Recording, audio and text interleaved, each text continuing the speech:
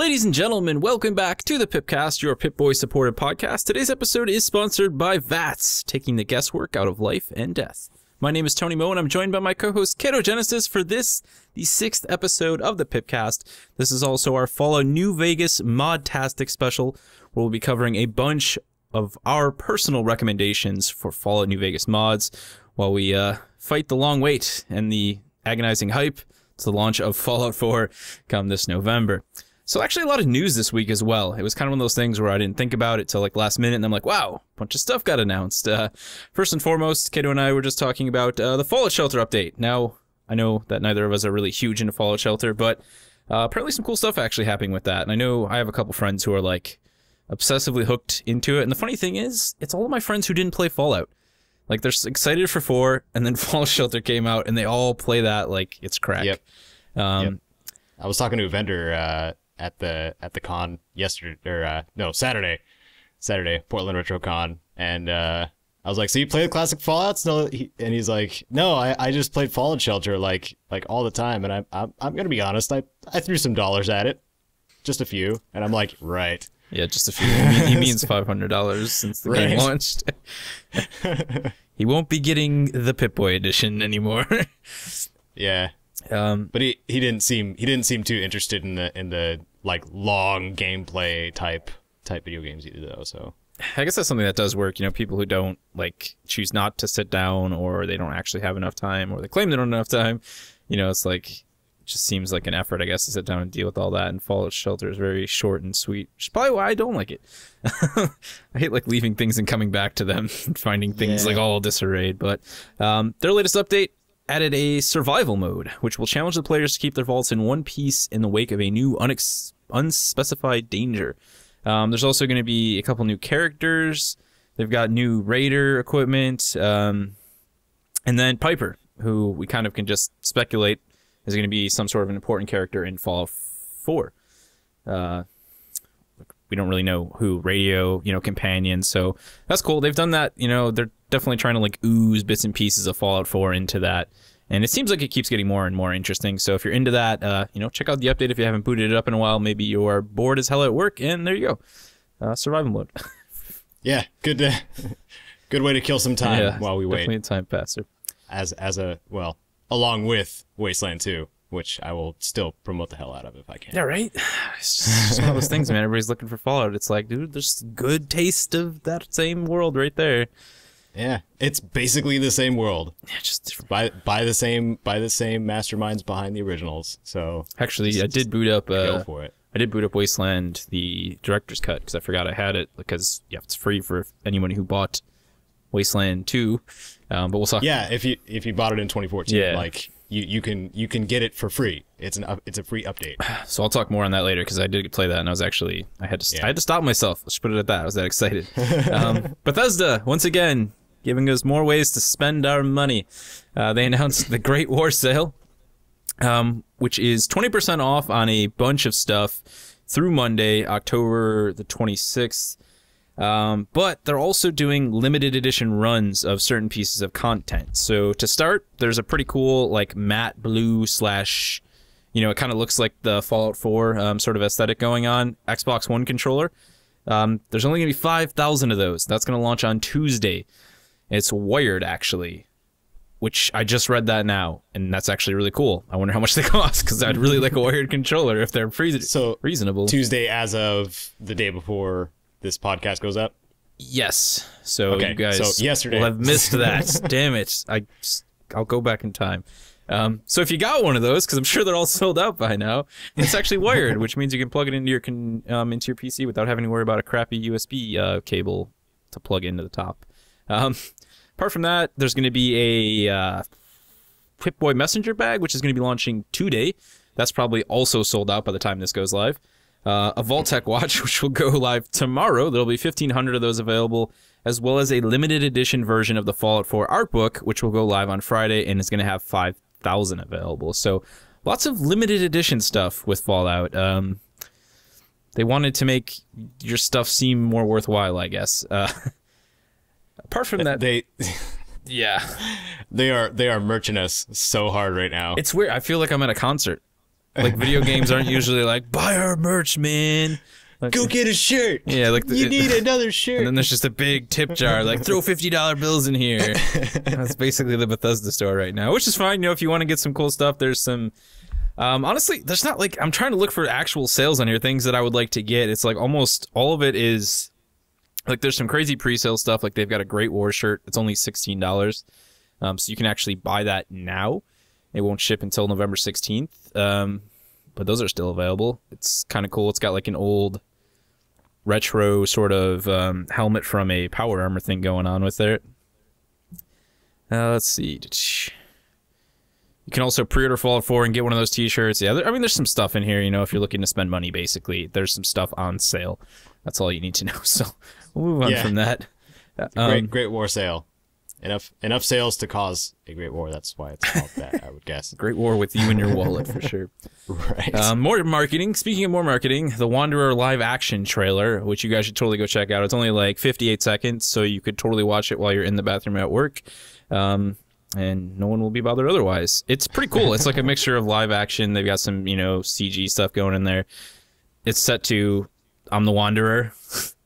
I won't sing. Yep. So go watch that a bunch of times. Pretty cool. I know I always like stuff like this. Music, I think, is such an important part of a successful trailer. And I think every trailer we've seen thus far for Fallout 4 has totally nailed that. In fact, there's been a lot of good trailers this year in terms of games in general. So we can just add this one to the list. It makes me want like a Fallout 4 like live action themed like Jetson TV show thing. Like just giving me like a little like, you know, Saturday morning like cartoon Fallout 4 thing. That'd be so funny. So nice little bit of marketing there. Cool little trailer. You know, just of course bringing on the hype as we get closer to Fallout. And the way it sounded was that one, the live action one was going to be the one that goes on television as well. Okay, for promoting the game. So if you're a football fan, you'll probably see that at some point during one of the football games coming up, I imagine. I would think they'd try and squeeze it in there if they were going to put it on television. No doubt. Bethesda's everywhere right now. Keep an eye for that. That's just one of those crazy things, right? Because like nearly everybody in the United States watches like football. Like when you tell someone that you don't watch football, like I don't care for mainstream sports, they look at you like you're alien. So it's funny how, like, you know, now the stuff that I, like, live for is, like, totally leaking into their world. And you know they're excited about it. They have no idea what it is. There's a guy sitting on the 50-yard line, and he's just like, that looks amazing. What is that? And then he goes out and he buys a console the next day. So they've done their job there.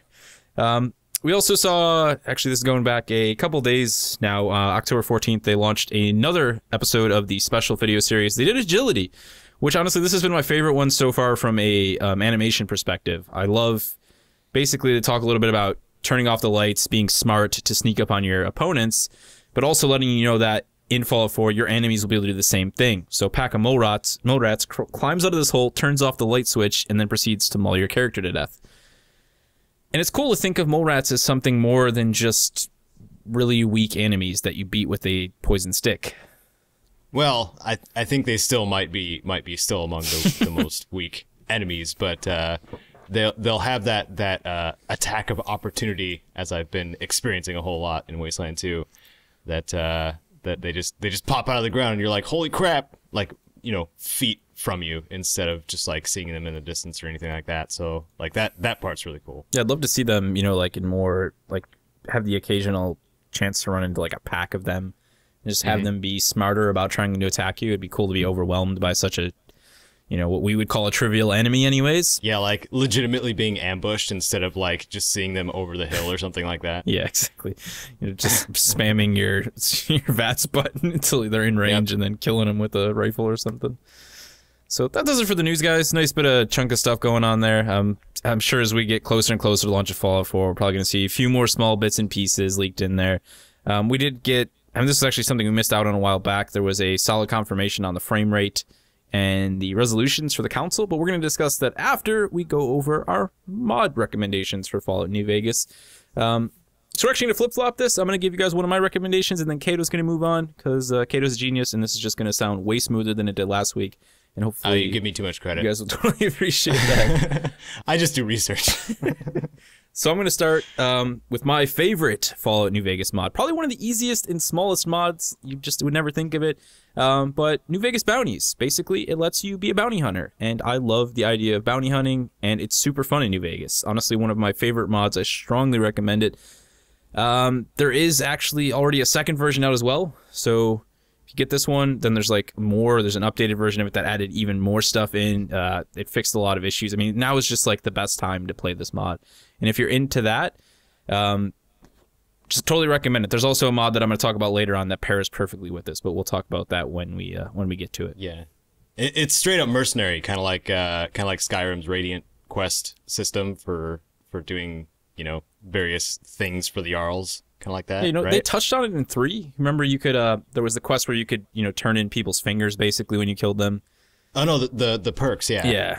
The perk that you got for that, it was like, yeah, Lawbringer and Contract Killer. Yeah, it was kind of like that. I accidentally killed the guy who you turned the fingers into, and I was never able to turn it. Whoops. And I just had a drawer full of fingers in my Fallout 3 save. I was so pissed about it. I attacked his Brahmin, and he got really angry, and I was like, well, and I tried to leave, and I figured maybe if I come back a little bit later.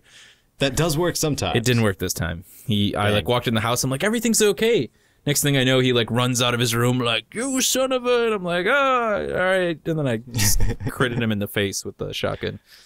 Yeah. That's all I could do at that point. Sad day. Okay, so on to mine, I guess? Yeah. What do you got? Okay. So first I don't have any particular order for these, but the strip open. We had mentioned this before in one of the earlier podcasts, I believe. Earlier PIPCASts, yes. I believe. And it basically just takes the dividers out of the strip, the New Vegas strip. So you don't have 2 loading screens separating all 3 sections of the Vegas strip. You just have a big long street to walk down and admire all of the casinos and places you can go. And the NPCs loading in is a little weird because they still load in from the same location, like if they go from one section to another, so you just see them kind of materialize. But yeah, it's a really nice mod to have. Just don't expect to remove it. If I don't know why you would want to remove it, but don't expect to be able to remove it and your save being in good condition afterwards. Yeah, because it does some substantial changing to how loading screens work and stuff like that. So. It's one of my favorite mods actually. When you read the bugs and issues for it, I was like, when you send it to me, I quickly just scrolled through it real quick, and under known issues and bugs, it says the NCR Drunks in the initial scripted scene may occasionally spin around on the spot and behave erratically. This is hard to fix and is due to them not adjusting to new waypoints when they're doing their drunk animation. I feel like that's fine. I mean, they're supposed to be drunks, right? It just makes them more realistic. Right. That makes sense. Totally okay with that. Actually, that mod too as well, if you have a really low-end rig, there's no one who has low-end rigs anymore, but I like to mention anyways because I feel like there is going to be that one person out there who's sitting on some 6-year-old car. Don't install that mod. That's the reason that mod, the reason why the strip was separated to begin with was because of loading issues and how many characters were on screen. Don't do that because you'll ruin your save. You'll be extremely upset and you won't get to use the mod. Well, just make a master save before. Yeah, be smart about it. Don't be lazy because I never make master saves and then I always pay for it. Moving on to the next thing in my list is Nevada Skies. Just like Skyrim, this is one of those awesome mods that's going to allow you to add cool weather effects. It has a massive list of features. I mean, there's a winter edition with special climates. There's rad storms and toxic storms. Just everything you could ever wish for in Fallout. It basically makes Fallout's weather like Stalker. So if you played the Stalker games and you love those, it's kind of like that. There's stuff where you literally have to go inside and you have to wear certain stuff because you'll get killed. There's new moon textures and star textures. It just makes walking in the wasteland a little bit more enjoyable when you're looking up at the sky. Strongly recommend that. Again, just kind of a mod. It is a little bit intensive, but it's nothing really crazy. You can tune a lot of the settings and just get the effects rather than, the actual visual shininess. So it'll work even on a lower end thing. And it does support all of the DLC, which I know a lot of the weird weather effect ones, and for some reason didn't, and they would crash all the time. This one does, so you're good to go on that. there is a custom set of install instructions for this. So if you go to do it, make sure you follow this stuff on the Nexus mods page and don't just go off and try and do it like you would if you installed any other mod, because it won't work. Yeah, the bigger the mod, the more you want to pay attention to the instructions on how to install them. Definitely. Because otherwise you'll just have your broken game and not be able to play it at all, because it'll like crash right on startup or some other various issues. So it pays to pay attention if you really, really, really want to get into modding, and I recommend it for a lot of things because it fills out the game experience really well. And the mod authors are great at what they do. It's good practice for Fallout 4, because everyone's going to want to mod that eventually. Oh, yeah. You're not going to be able to turn that away. You're going to be the person who's like, I don't mod. 3 weeks after Fallout, you've already spent 6,000 hours in it. Your family has left you. You lost your job. You're going to want some mods. So just just learn now. It'll save you a lot of trouble down the road. Okay, so Pip-Boy 2500 is my second, and it's basically a crossover from the original Fallouts. It's called the 2500. In Fallout 1 and 2, it was called the Pip-Boy 2000. It's a handheld version of the Pip-Boy that you just, bring up on your character screen as you would the Pip-Boy 3000, but as a result, you lose the Pip-Boy glove and the armband, so your armor actually covers the left side the rest of the way. And I don't know, I just like having the handheld over the wrist version. But it's a matter of preference, but it has the classic look. It's got the working lights in the great left side background type thing. It's really cool. I'm trying to I highly recommend that one. I'm trying to think if in real life if I'd want the Pip-Boy on my wrist or if I'd want the handheld. It almost seems like the wrist one could be sort of an issue, and it feels like there's a better chance of it getting damaged. So maybe I would want the handheld, but at the same time, the handheld could probably be more easily stolen from you. Yeah. So it's a little bit, you just carry multiples, I guess, right? Yeah, have both. One of each, both. Yeah, both. It's double. You're never going to run out of Pip-Boy. That'd be like, I mean, that's, that's like such a great survival tool. If you were in real life, you're in that situation. I mean, it's probably close to actually, it's definitely further beyond losing your phone. Like if you lose your phone in the middle of nowhere, it's like, oh, I don't have a GPS, but you still have like some means because there's not like radiation and things trying to kill you, and you don't have to use your electronic device on your arm to heal your broken legs. So it would definitely suck more if you lost your Pip-Boy than it would if you lost your phone, but it's kind of the same tool-wise. Anyways, moving on, let's take a look at MTUI, which is a UI adjustment. And the reason it's so great is because Fallout New Vegas was traditionally designed for a console. That means that the font is kind of big to be played on TVs, and like you just end up not having as much text as you could have in your menu options. And that means you're scrolling for days and days and days on end. And if you have a proper Fallout New Vegas save with thousands of hours in it, you're going to have all this stuff in your inventory. You're always doing inventory management. And honestly, it's one of those things you have to start thinking. It's like, how can I remove wasted time from my Fallout play sessions? And scrolling through 50 pages of items is definitely one of those ways. Using this mod will allow you to have a lot more stuff on your menu when you pull up your Pip-Boy. It's just super small, just convenience mod. Really can't recommend it enough. It's really easy to install. Just do it. It'll save you a lot of time. It'll make the font and all the text smaller. It just makes everything just feel nicer when you're in the menus. Just a nice little cleanup. Go for it, for sure. Yeah. And along with that, I would say OneHUD, which does work with an MTUI. I just made sure to look at it really quick. And OHUD basically, excuse me. OHUD basically can show extra details on your character, and you can move your UI wherever you want. Basically, all of the UI objects can be moved and placed. As you know, like when you play, your health and AP bars are actually a fair distance from the bottom of the screen, and you can actually just put them on the very edge if you wanted to, or put them in the top middle, or wherever you want to put them, basically. And then you can also add bars for survival type stuff.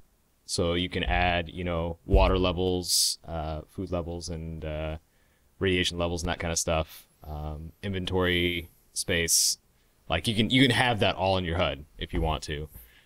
And he also it's a combination of, I think it's a combination of 3 HUDs or three HUD option manager things. So I'm pretty sure immersive HUD's in there too, which makes a lot of the HUD disappear when you're outside of combat or doing other things that don't require a lot of the stuff on the HUD. So it basically, yeah, it immerses you in the game more so, just by removing most of the HUD objects while you're not engaged in a fight. Yeah, definitely digged immersive HUD because you can like toggle it on and off whenever you want, and have it be there, have it be gone. And I always wish that, because like I get what they were trying to do with like the HUD in the Fallout games and 3 in New Vegas, but I always thought it was kind of just like hideous, like ugliness slapped on my screen. And I was just like, I just want to play like and enjoy the game. Just make that stuff go away until I really need it. Yeah, it's definitely a nice little touch. That's a great combination of stuff for that one, for sure. It's by Gopher, the wonderful YouTuber and mod author. So I highly recommend that one. All right. This is actually the one I was going to talk about. I like linked a bunch of stuff together here. So this one and the next one I'm going to talk about all go very well with New Vegas bounties. This one's called Role Player's Alternative Start. So basically, say you've played Fallout New Vegas, you've beaten it, and you're not somebody who's like super into just doing another new game, you know, and then just like having to start all over again. This lets you do a random start. So you can actually change your history, kind of build yourself a background, and then you can start like anywhere in the wasteland, and you can just do whatever you want. And this is great to mix with mods like the bounties one or a lot of the alternative quest ones where you don't have to focus on the main story. You can just go do whatever you want. You can build your own little wasteland story and just do whatever without ever bothering with the main story. And it helps deal with some of that repetition that you might feel if you were to go on and just do a traditional, you know, second playthrough of the game. There's a lot of tweaks, different things you can do. All of your skills are factored in your history. So that'll decide like what weapon you start with, how well your repair is all done. It's all based on your history. So it's kind of like, you know, it's a little D&D script for the start of your Fallout New Vegas. And I'm a huge guy who likes to role play when I play single player games, so this totally works for that. A lot of fun. Definitely recommend it. Even for new players, you know, maybe at this point you just don't feel like you're ever going to finish the Fallout story and you wanted to play some New Vegas before Fallout 4 comes out and just taste the game. This is a great way to do that as well. Awesome. So speaking of role-playing, After War Nevada is an overhaul mod that that basically it allows for a similar experience, but it is definitely a pays respects to the classic Fallouts a whole bunch. Everything has been rebalanced and a whole bunch of stuff was added, and but also because of that, to its detriment, it doesn't work with a lot of other mods. But it's the only Fallout mod review that I did also for my buddy Yadvig.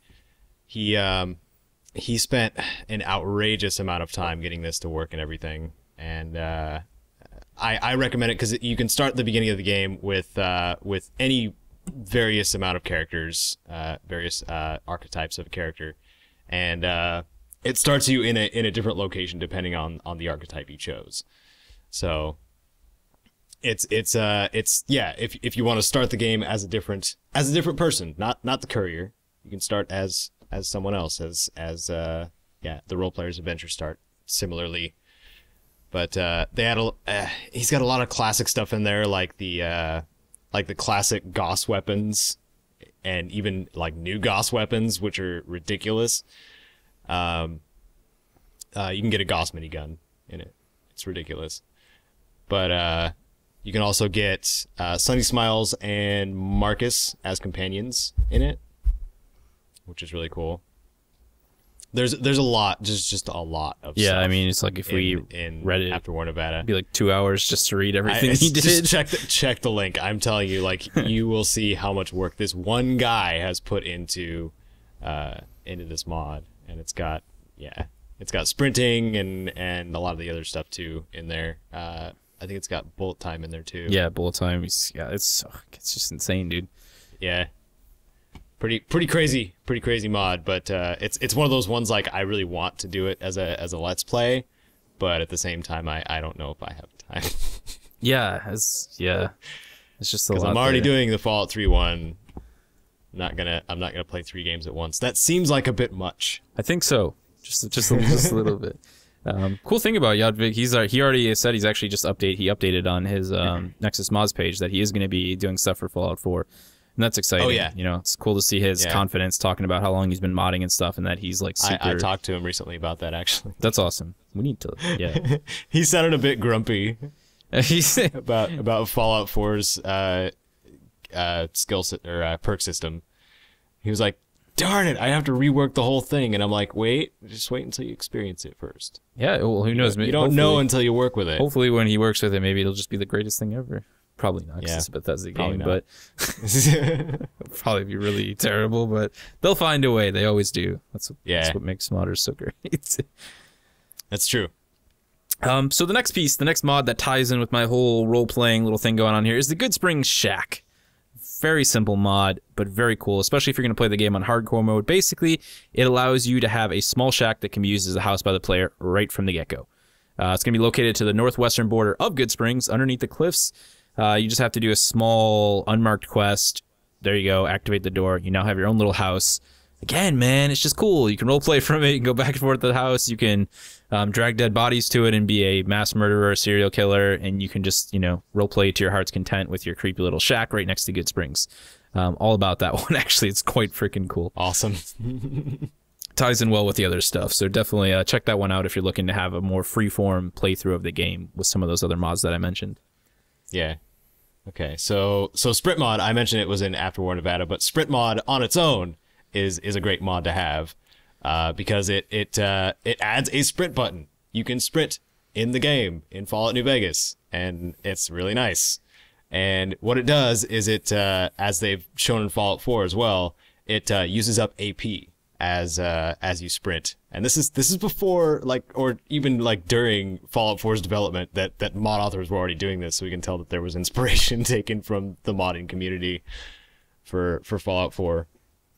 But yeah, Sprint Mod's good. It's running faster sprinting. is great. I remember there was literally a point in game, it was around the time that Fallout 3 and New Vegas are coming out, where honestly, if your game tried to put sprint in it, there was that vocal minority in the gaming community that was just like, "What are you trying to be, Call of Duty?" It's like, no, they're trying to be a game that makes sense and doesn't drive the player absolutely crazy by making them softly jog across the entire open world.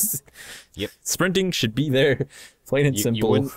You wouldn't jog when fleeing from a fight or running into there's one. There's a Deathclaw chasing you. Are you going to jog? I think not. No. You're going to sprint. You're going to sprint as fast and you're going to roll. You're gonna dive into the nearest cover you can. Yeah. It's things like... Hope the Deathclaw can't fit through the door. Yeah, then you just break down the door frames if you can't. Right. So yeah, that's just something that needs to be in all games. That's another big pet peeve I have with the moving forward of next generation experiences. Why don't we have, context, sensitive, things for certain situations, like going through small spaces, sprinting, climbing over fences and things like that. Everything is still too unnatural button press guy behind the computer screen. We need to work on that. So sprinting, good thing. It's a good start. Yep. Last on my list is, again, admittedly, a very hardcore role-playing adjustment. It's called IM's Timescale Adjuster.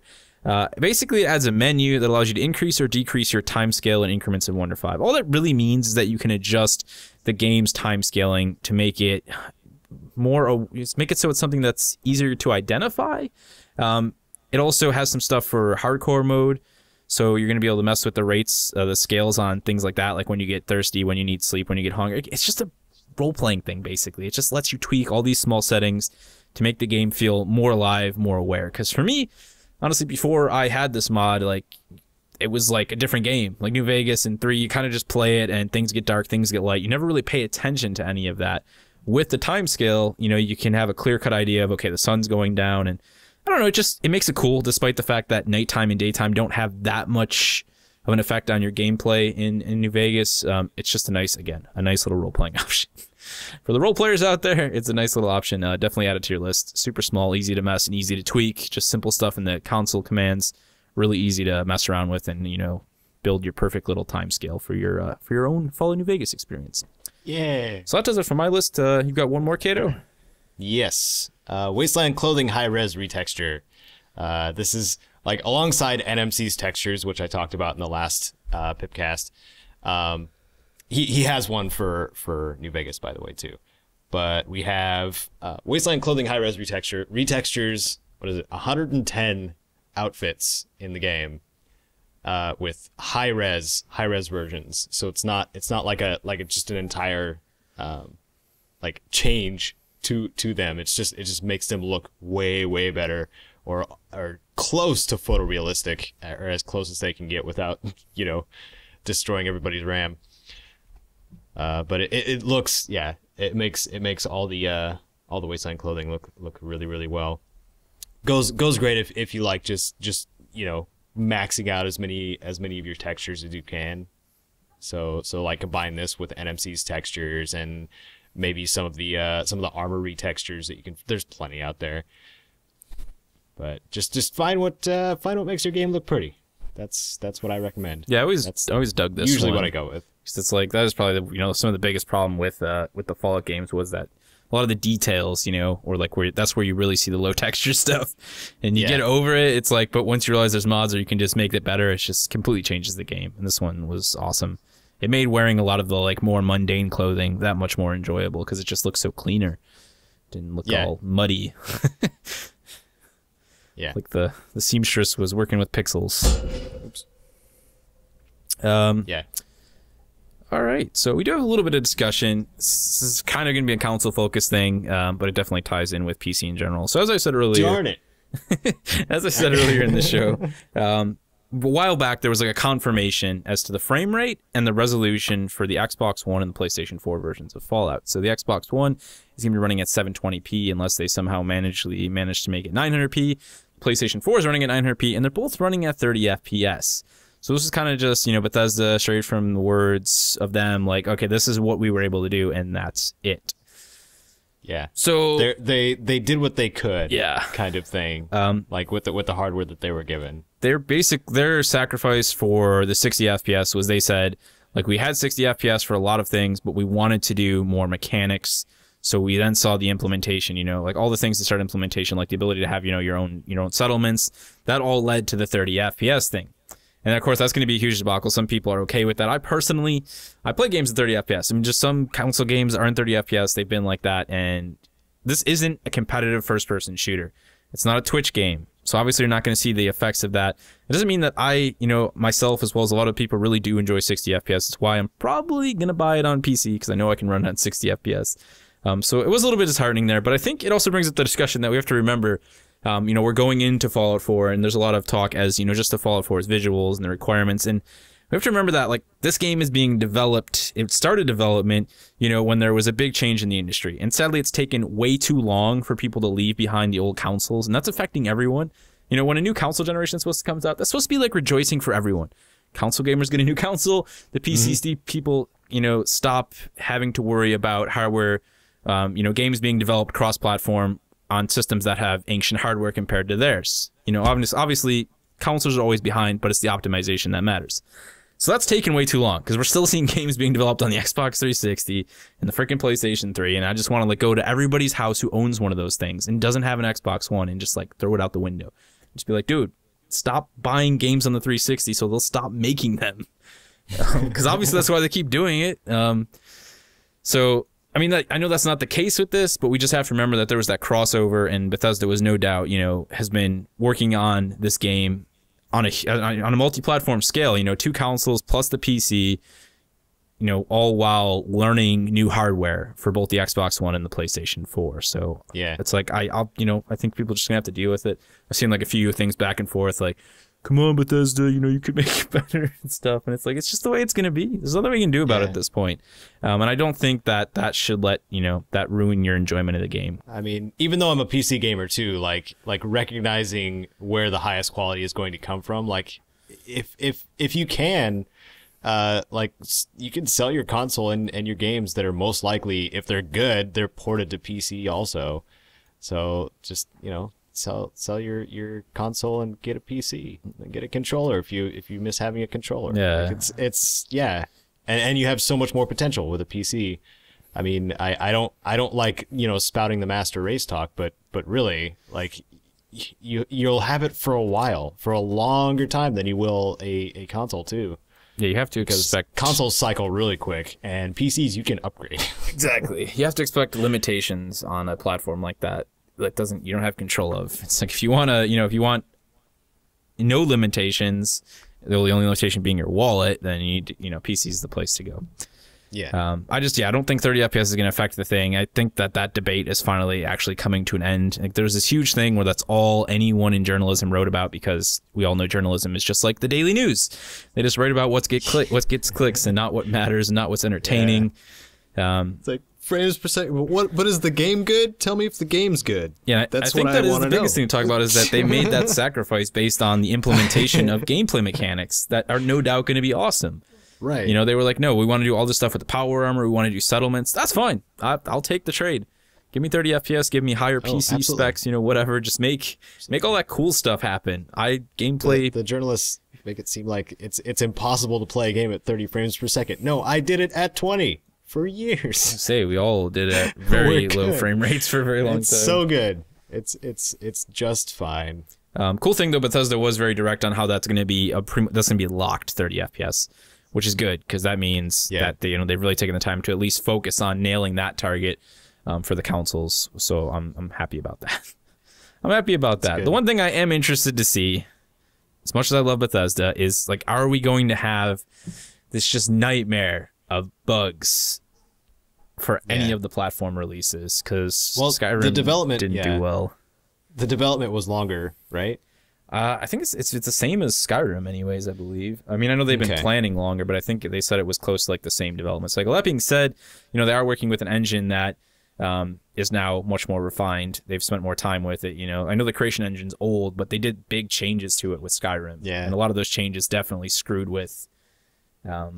I know I talked about ground collisions on the Yeah. Ham Radio podcast. By the way, I was on the Ham Radio podcast. I'm totally double dipping this weekend. You were. We need to... Yeah, there'll be a link if you guys don't know what the Ham Radio podcast is for some reason, or if you haven't seen that episode, you go check it out, and yeah, just check it out, man.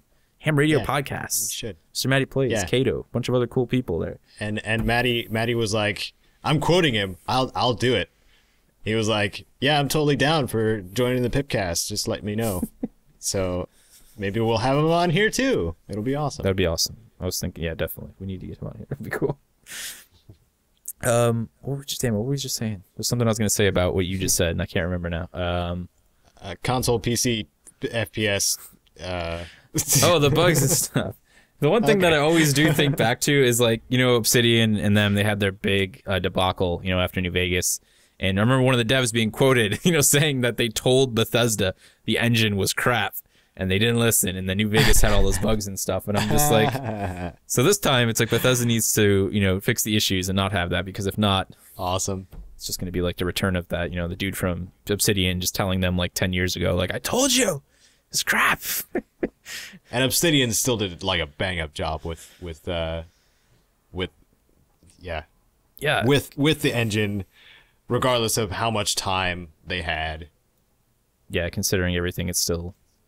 That was just like, yeah, I think New Vegas is more... It's more shocking. It should be more shocking to people, the success of that game, than it is to most people. Because I don't think people realize like how much stuff they actually went through. Well, a lot don't realize that it was developed by Obsidian, not this as well as this is true as well. Because I mean, they that was like a project for them that was like on and off, and they had other ideas and stuff, and then they ended up getting put on New Vegas, and they managed to finish that. Which New Vegas very much could have been like Fallout's equivalent of Duke Nukem Forever. Like, could have just been a disaster. Oh, geez, yeah. And it wasn't. So I can imagine. Oh, Duke Nukem Forever was so bad. So bad. I was so depressed. Yeah. That's when you just... I wanted it to be good. Take the disc. I played it multiple times. Boot up. I wanted it to be good. Boot up 3D and remember the glory days and leave it at that. Yeah. I bought that on Steam. I had to make sure get the Atomic Edition. It's not that expensive. Yeah, totally. That's a classic, man. That's my childhood right there. Playing games I probably shouldn't have been playing at a young age, but hey, I'm okay, so turned out all right. Turned out all right. Here I am. So let's talk a little bit about what else we are playing. As I said at the beginning of the episode, I booted up Wasteland 2 Director's Guide just to see kind of like what actually changed, like right from the get-go, and I found a bunch of stuff. Number one, it was like, completely different scene. Some seemed like more lines actually coming from Mr. Mark Rao. It was wonderful to hear his voice after talking to him. I feel like there's a personal connection there. I wanted to be like, that was good, Mark, when he finished his thing. I'm like, General. And after we talked to him too, like you'll realize that like I think I found like 4 characters that he played. Yeah, right. I heard just because we got used to his voice. I heard a couple more. Yeah, that you like popped up onto, and now you said I could pick it up. It was weird. It's just like there's definitely this connection now. It's like I feel like that role too is like so much him. Like after like going and listening to all of his other works before we did that episode. And then actually, playing the game, I'm like, that seems like that's his role. Like every actor who does like, really diverse acting, even in like Hollywood, they have that one character that's really like, it connects to them. Like this is their character. Some of them never leave that. Like Jason Statham is always the beat him up, like cool dude. That's okay. And Jackie Chan, a pretty cool dude. Jackie Chan's always like the, the innocently awesome, kung fu type dude. And it's like, they just fit that role. And some of them have that diverse background like Mark. And, he definitely ties very directly, I think, to General Snake Vargas. So that was awesome. Oh, yeah. It was awesome to experience that. The combat was cool, too. I liked what they did with the combat, the new changes. That being said, even on, I think I played on the difficulty below the hardest difficulty. And, like that first cave you go into and there's that giant toad thing? Yep. Killed my entire squad. Yeah, it stomps you. If I should have just left. Did you bring Angela with you? No, because I was like in a rush, so I just played like a quick squad, and I was like, yeah, they look all right. Yeah, you should probably bring Angela. Yeah, it was just saying. When I got in there, I'm like, I should probably leave. I'm like, no, I can do this. And then like, sniper's dead. This guy's stunned. This guy lost his weapon to the guy's tongue, and I'm just like, this isn't going well. And then I wiped, and I was like, all right, this is really cool. I know I don't have the time for this right now, but a lot of small stuff that was really exciting. All the spoken dialogue made it feel like such a different experience.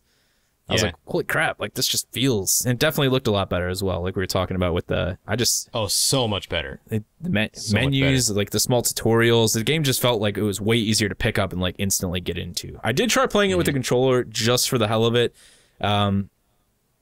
I couldn't figure out for the life of me how to select my entire squad. And I'm just like mouse and keyboard. I'll go back to this. Well, if you have your tools there, it's like it's hard to switch over to. Yeah, I was just like already used to it. I'm like, I'm not gonna go as much as I wanted the controller, because I was thinking it's like if I do any small video just to do like an updated impressions of like my keyboard's super loud, I'll definitely need the controller. And then I was like, never mind. Mouse and keyboard.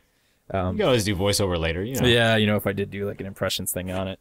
It's just one of those games. I was talking with my brother yesterday when we were playing some Destiny, and I was like, I just wish I had more time, because there's like the new Witcher 3 expansion, and I love The Witcher 3.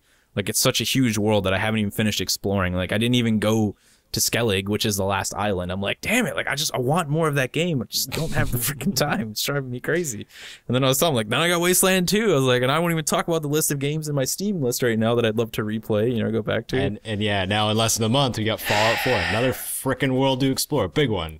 At least that one, it's like, I'm set. We'll do that, and we'll make that happen. Play my Halo and my Destiny on the side. Everything will be in harmony. So one thing else I did want to talk about was actually it's for my girlfriend. I bought it for our anniversary. It was kind of like a for us gift, a board game called Apocalypse that I've been looking at for the longest time. I'll have a link down in the description below for you guys if you're into board games at all.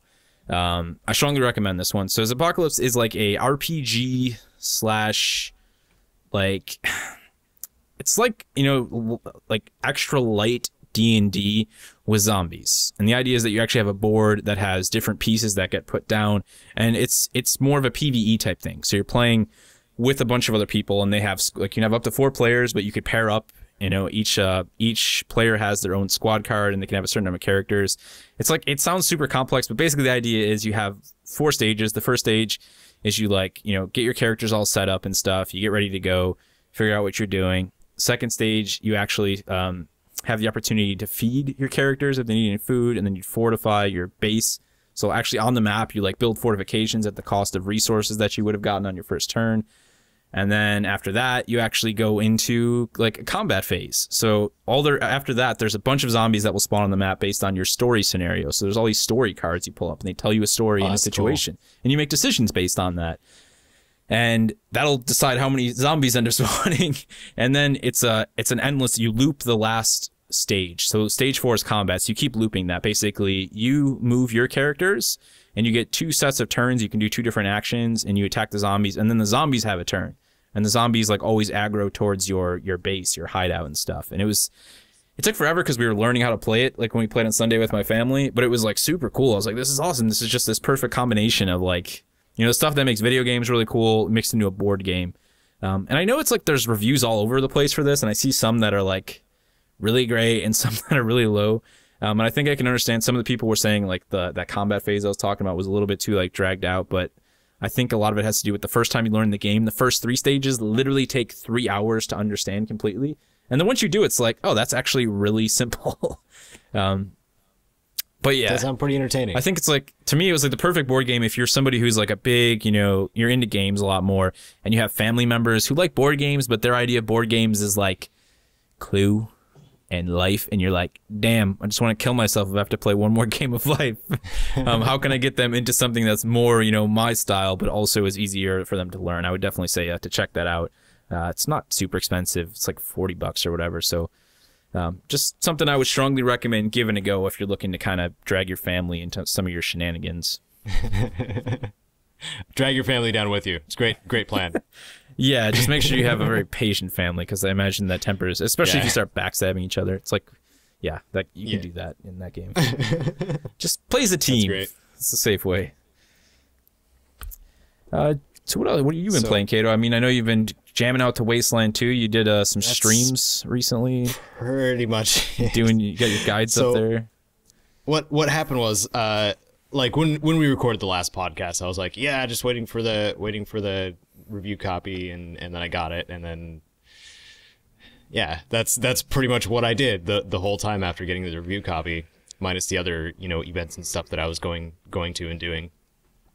But so yeah, Wasteland 2 Director's Cut is freaking awesome. As of today, which is Monday, I got 2 different endings. One of which was a bad ending. Everybody died. And the other of which was a pretty good ending. Not everybody died. Almost everybody died. But I won't spoil anything. But what Wasteland 2 does, like at the very end, is it exports your initial squad mates that you created at the beginning of the game.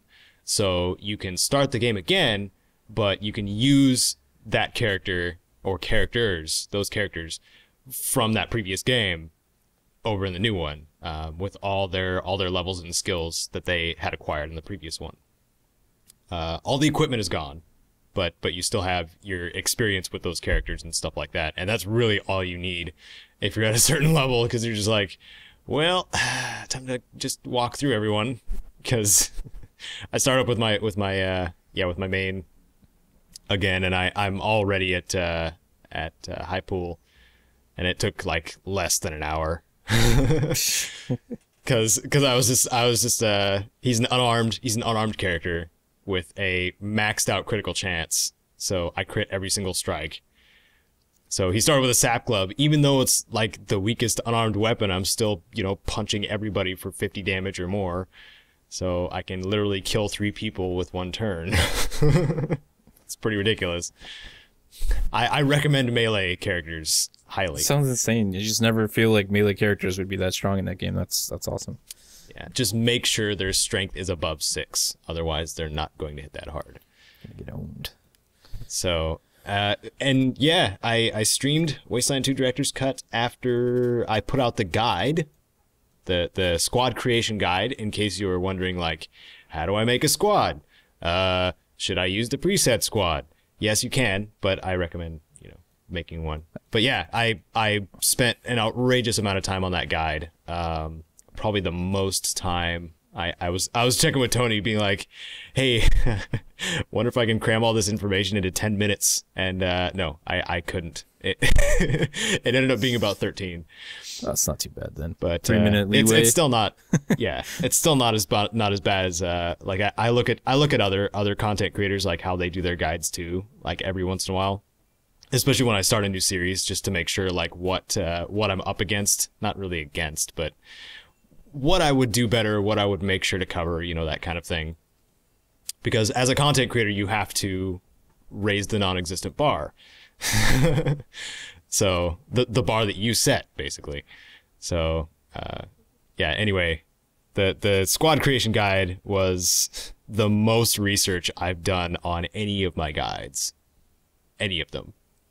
Because there's just so freaking much details on like, you know, derived stats, the new perks and quirk system, customization, which doesn't really play too much of an important gameplay part. And then the skills. The skills were the biggest part, because you got combat knowledge and general skills, and there's 9 to 10 in each. So it's just a lot. It was a lot. Yeah, I mean, that's a super, like, that's a or maybe 8 to 10 super valuable guide that you did, though, because that's like the thing with games like that, right? Is that you like go to make a guide, you have to decide. It's like, okay, am I going to you know, just talk about, you know, okay, kind of shoot around and do, okay, you should do this, you should do that. It's like, or do I actually want to, like, it's important that I break down everything. And I feel like that's one of those games where it definitely is. Like, none of that stuff really is self-explanatory, especially if you're a new player who would be looking for guides. Like, to you, it's not gonna make sense. Like, to somebody like us, we've been playing RPGs forever. We look at a perk and we kind of, you know, we already understand what that skill would do. But to a new player, they're just like, what? Like, how would that affect me in these situations? Like, guides like that. I had to check myself a couple times just to make sure that if it's somebody who's just starting the game and had never seen the combat of the game, how would they understand this kind of thing? Or how could I make sure that they do understand this? So that's why I went over it, like, in depth into the derived stats, because it's otherwise you're not going to fully understand, like, what everything means. So I had to make sure to describe those things too. So definitely check that out. If you're a Wasteland person, you're going to be picking it up maybe this holiday, you're one of those younger people out there getting it as a Christmas present, and you pick the game up and you're like, dude, I really love this, but I have no idea what I'm doing, and I lost my entire randomly generated squad to a toad, much like I did. Then definitely go check out Caedo's guides. And as I always do, guys, any of the stuff we talked about, we'll have links down in the description below. Next week's like a big week, because we're like dangerously close to Fallout 4, and I'm hoping we can have some cool little ideas planned for the PIPCAST moving forward. I've got some stuff in my brain. We're gonna like spray it out of my head, put it on paper, and make it happen for the show for you guys moving into the launch of Fallout 4. Very excited for that. If I had to ask a question for you guys, actually, just how much hype is there for you? I know there's some people out there who are like trying to avoid the hype train, but honestly, I've succumbed to the hype train, and I'm fully on board.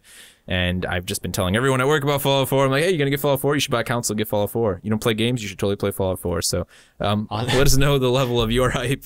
On top of that question, I did want to ask, what are your favorite mods? Also, that's a good point. We did cover both, because we did Fallout 3 and New Vegas now. Yeah.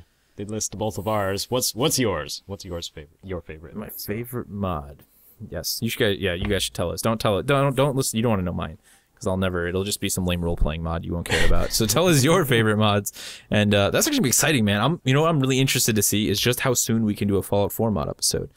I think you guys should. Oh, geez. Everybody should just roll the dice on that one. I want to hear your bets for how, you know, just how long after the release of Fallout 4 will there be enough mods for people like ourselves to actually cover. So let us know that down in the comment section below. And my favorite's going to be the kill dog meat mod. Anything where you can kill your companions. I know there's going to be a lot of people who are totally going to be all about that. No, like kamikaze dog meat. Oh. Strap a bunch of explosives to him. Be like, okay, go get him. Oh, that dude. I want somebody make that a mod. I just want like dog meat on a, like, I don't know, like a hoverboard or something with rockets. Dog meat with rockets. Mecha dog meat.